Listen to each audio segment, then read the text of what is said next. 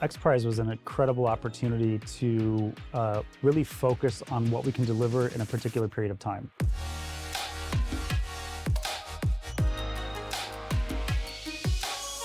Matt, James, welcome to Floor Talk. It's great to have you here today with XPRIZE. Great to be here with you, Judy. Thank you. Absolute pleasure. So I want to start off by talking about your organization. Tell me about your organization and the problem you set out to solve.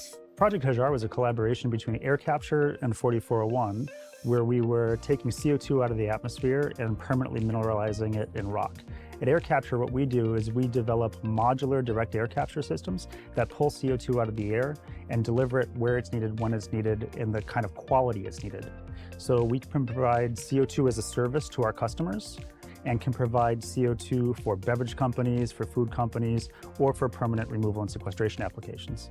And we take CO2 from people like Matt, as well as from heavy industry and other sources where people need a CO2 removal solution. And we have been commercializing a novel technique called mineralization. The name Project Hajar actually may be of interest to you. It's come from the Hajar mountain range. And so the Hajar mountain range is a series of mountains that runs from Oman through to the United Arab Emirates. And this mountain range is very interesting because it has a huge occurrence of reactive rocks. And you may be wondering why I'm talking about reactive rocks, but this is what we do to remove the CO2. So we take the CO2 that Matt creates with his machines or from heavy industry, we mix it with water and we inject it into these reactive rocks. And a series of chemical reactions takes place and it converts this CO2 that used to be in the atmosphere into a stone deep under the ground.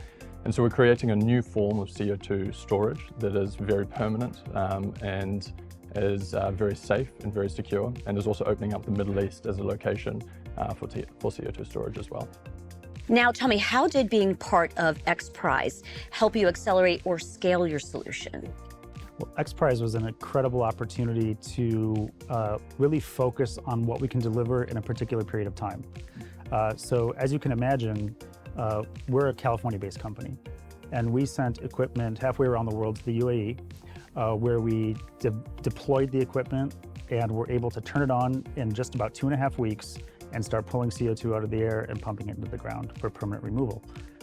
This was a huge opportunity for Aircapture and for our partnership with 4401 as we think about how can we scale these technologies and how can we make the technologies applicable not just for permanent CO2 removal, but also for addressing the needs of other industries, whether it's they need CO2 or they're looking for industrial decarbonization, and how do we get to scale and how do we scale up the technology and deploy it rapidly. For us though, it's been a very long journey as well. For us, we have been involved in the process since it was founded. I was reflecting just before about how 4401 was only 1 year old when we started participating in the XPRIZE award. And since then we have been in the top 100, we've been a milestone winner, top 25, and now here today receiving this award. It's been this huge, an amazing testament to, I suppose, the work that has gone in over these past 4 years. It's almost as old as this company actually is. But I think it's also an important opportunity to shine a light on the Middle East as a place where these climate technologies can be developed and where they can also be scaled and where a huge impact can be made from a climate's point of view in this region. And finally, tell me, what's next for your organization and how can people follow or support your work? Well, we're leaping off of this successful project and looking how to scale it. How do we scale this in the Middle East? How do we scale this globally? And how do we scale up manufacturing of our process and our technology so that we can provide CO2 as a service to any of the industries that require it? And how do we drive down the cost while we scale up production so that we can have a meaningful impact on climate change and atmospheric CO2 removal to permanent storage, which is absolutely required. We have to be doing this as quickly as possible. And this project was all about a launching off point to demonstrate that this is economically feasible today, it's scalable, and it works. If anyone is interested, I suppose, in carbon dioxide removal credits or carbon credits of that nature from any project that we're developing in the Middle East, would be obviously very interested to hear from them. But I was mentioning as well reactive rocks before, and I don't want to make this story seem like it is only one that is found in the Middle East.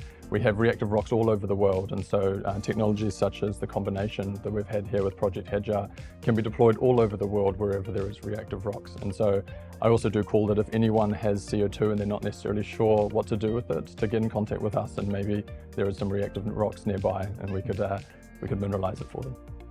All right. Well, Matt, James, congratulations on this wonderful achievement. Thank you both for joining me today. Thanks for having us.